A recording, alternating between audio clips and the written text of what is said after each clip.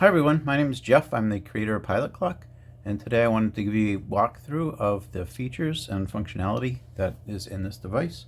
It's a neat little device showing the weather relevant to pilots and flying, and the indicators are a little bit more than what you would see in other weather clocks or weather devices.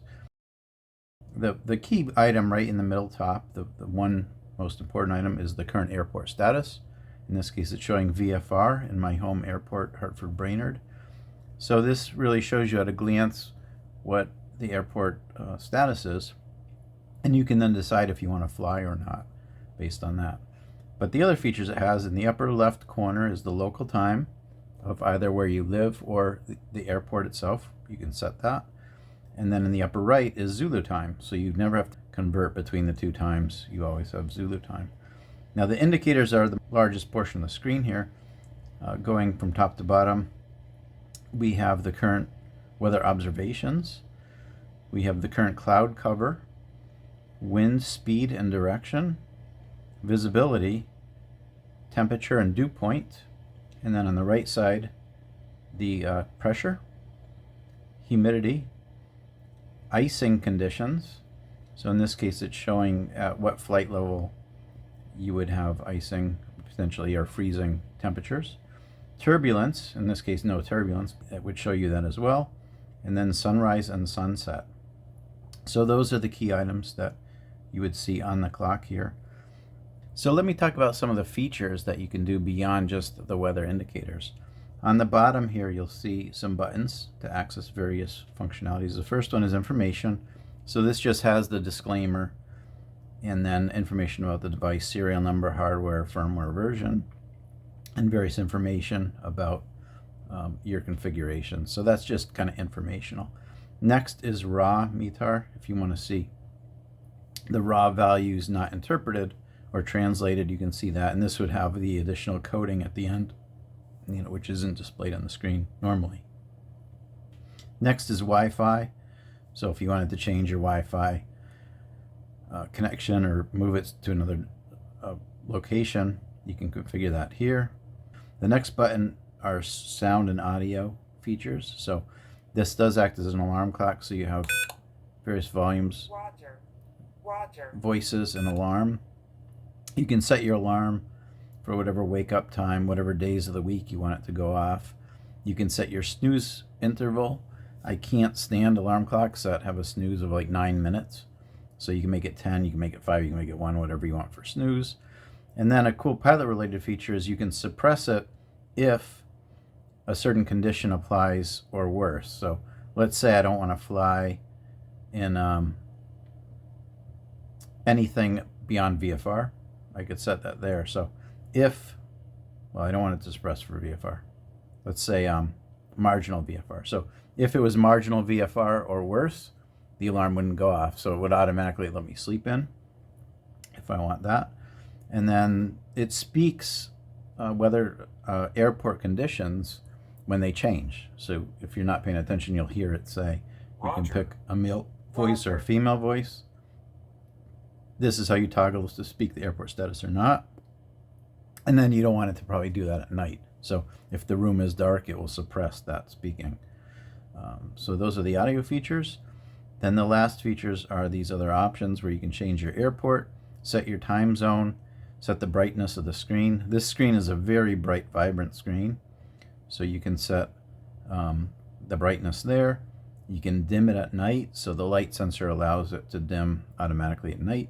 And it actually goes into a super dim mode to darken the screen even more, so you're not like blinded at night. You can flip the screen.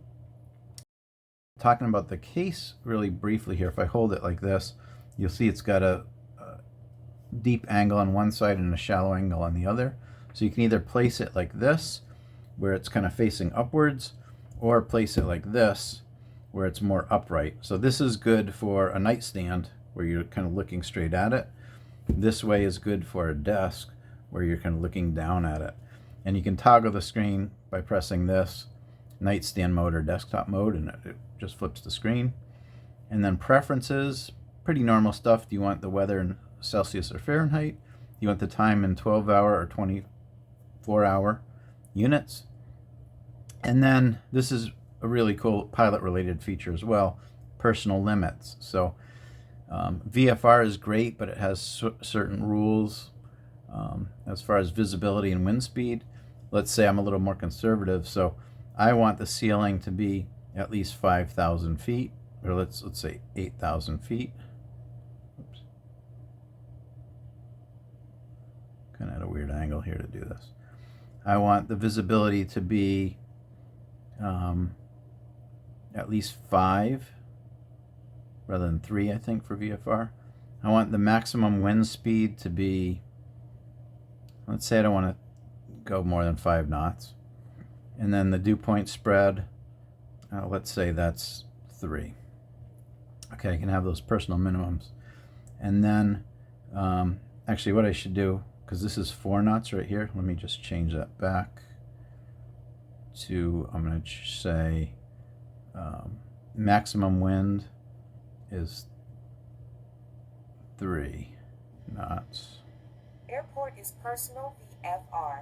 So you heard it speak, the status change, and it went into PVFR, which is unique to this. It means personal VFR.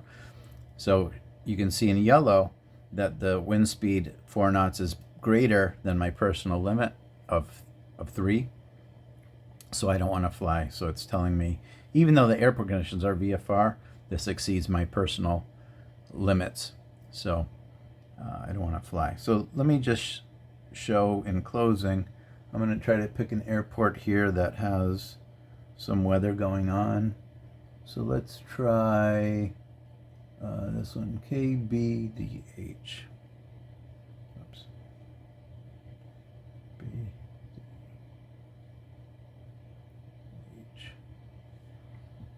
It's looking up the weather for this airport. Airport is marginal VFR. Okay, so this one's marginal VFR. So you see some weather conditions. You see it's overcast at 2600. Now you see the icing has a little more information. There's moderate icing, 0 to 60. And also the freezing level has come down. There is no turbulence here though. And the visibility is a little bit shorter. Let's pick another airport in this area. I'll try to pick one that is IFR. Let's see. Okay, let's try this one. Oops.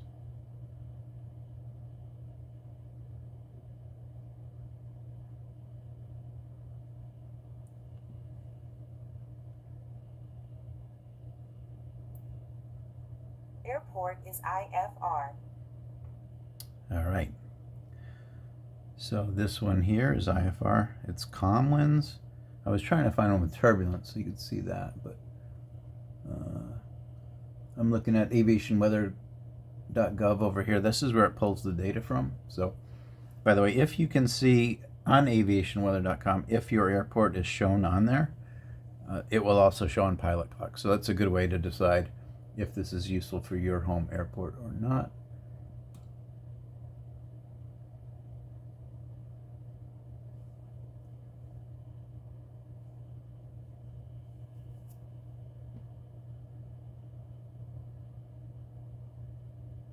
Airport is marginal VFR. All right, so this one has a little bit more going on. We see it has multiple cloud levels, and it's scrolling to show those. It has gusts of 25 knots, so it's showing that. And we have moderate turbulence from 0 to 10,000 feet. And we have a little more icing information. We have the freezing, but also moderate icing from 0 to 8,000 feet.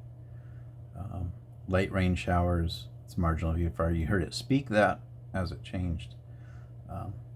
So basically there's a speaker on this side speaking, there's a light sensor on this side, and a USB port and a reset button on the back. So I think it's a pretty cool device. I have like 4 of them around my house now. I look at them all the time. It's awesome for the desk. It's awesome for your nightstand for sure. And I have one in my living room as well. So I wanted to talk a little bit about why this device exists. When I was learning to fly, which was about 2 years ago, I frequently in New England here, my flights were canceled or mainly weather. So I'd say at least probably 50% of my flights were canceled by weather. And I was using ForeFlight and various apps on my phone to check the weather on the day of a flight to make a decision. Could I go to the airport or not? And I kind of wished when I was waking up if I could just like look over at my nightstand and see a clock that would tell me the weather conditions, and I could decide to snooze or not, or just get a sense for what was going on that day. I Googled that to buy such a device, and there aren't any. Yeah, there's apps on the phone, which I was using, and opening the phone and looking is not a big deal, but I kind of just wanted something to glance over. So I built this really for myself, and I thought it was really cool and of interest to other pilots. I showed it around, and a lot of people said, yeah, they want one. How can they get one? And it kind of became obvious to me I should try to produce this for others. So that's why it's launching on Kickstarter in a few days, and hopefully they'll be interested. And if you want one, grab one through that.